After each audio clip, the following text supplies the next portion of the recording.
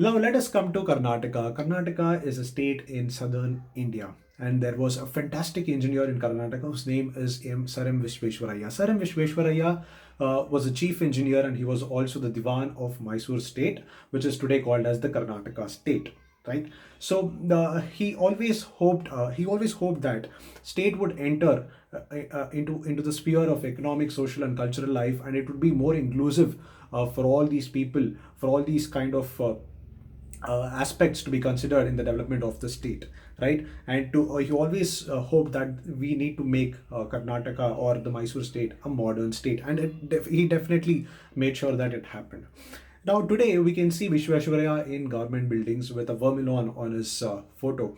Uh, People tend to worship Vishweshwarya, but they hardly walk his path. Now, why am I saying this? Now, let me give you a few examples in the recent past and also how things were in Karnataka. And to put a small thing here, Vishweshwaraya also always felt that tradition would be an ideological drag in the state's development, which means if you keep following traditions, it's going to be very difficult to actually put a progressive policy in the state wherein you're going to take the consent of everyone and make it more inclusive for everybody's development, right? So now let's talk about two types of policies. One is the inclusive policies of the Karnataka state, and also the exclusive policy or exclusion oriented policies. Now let's talk a little about inclusive policy. Back then in Karnataka, which is known for its inclusive kind of nature and also its splendid achievement in terms of economy, we have seen that Miller Committee report of 1919, which gave reservation to backward classes. It also gave rights to women to have their own property, and it also gave something called as rights in terms of family planning. So these are some of the kind of inclusive policies that were there right back then in the start of the 20th century. Such kind of state of social and cultural life was Karnataka.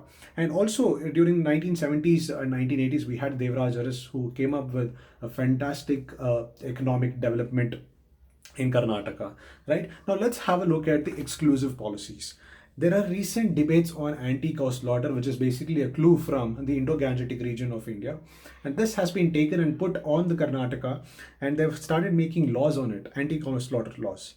Now, when we take a look at the historical significance of anti-cow slaughter, we have seen that the Mysore Diwan, Seshadri Iyer, has opposed it quite a few times, which means the four times in 1884 and 1885, and also in 1889 and 1890. And even Sir Mirza Ismail, who again then became the Diwan, had a committee and put in place, and they all unanimously opposed this cow slaughter because it would actually tarnish image or tarnish the rights of a certain section of the community.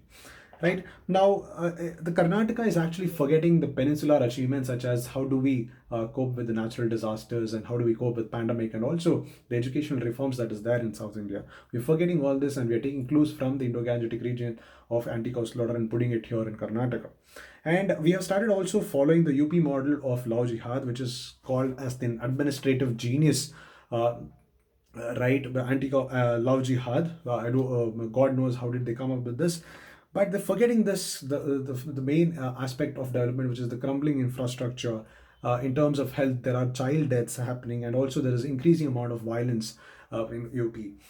And also in Karnataka, the Madhadipatis, who are saffron clad, they were maintaining a respectable distance from politicians back in 1990s and 2000s, but right now they're voicing coming out in open and voicing against every decision that the government takes, and also seeking reservations for their caste and also more ministerialship for those people who subscribe to these Madhadipatis, that is the saffron clad men, right?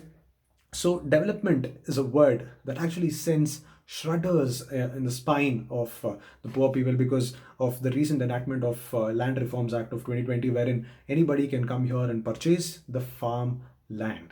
So this kind of the laws have made it more exclusionary because you're taking away the rights of farmers who would be at the mercy of rich people.